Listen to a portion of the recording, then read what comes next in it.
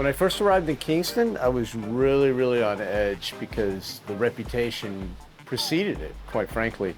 And while I know from experience that you never know until you get to a place, that you definitely cannot judge a city by its reputation, still in the back of my head, I think that was going down. So when I got here, I checked into my apartment and then I went to go get supplies, and it just so happened where I went to the nearest grocery store was actually right next to the transportation hub.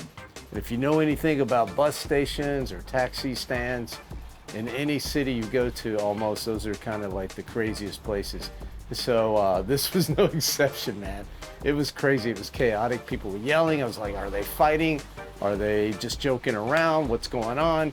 And I couldn't understand anything people were saying. They were speaking really fast, patois, and I just couldn't understand anything.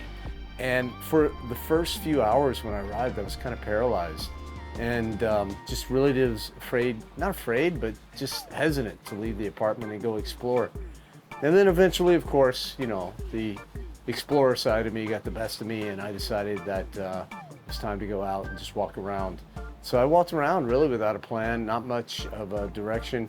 That is how the whole trip kind of fell into place. It's amazing how if you meet one person, it automatically leads to 2 or 3 things. So I was only here for 4 days, and on day 1, I knew no one. By the end of 4 days, I know probably at least almost a dozen or so locals here in Kingston that I've gotten to know over the past 3 days.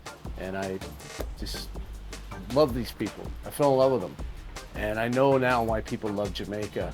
And I can't wait actually to come and go to maybe some of the more touristy sides of Jamaica just to see the nature and things like that. I now see Kingston in a whole new light. It's not the dangerous, scary place that it was when I first got here.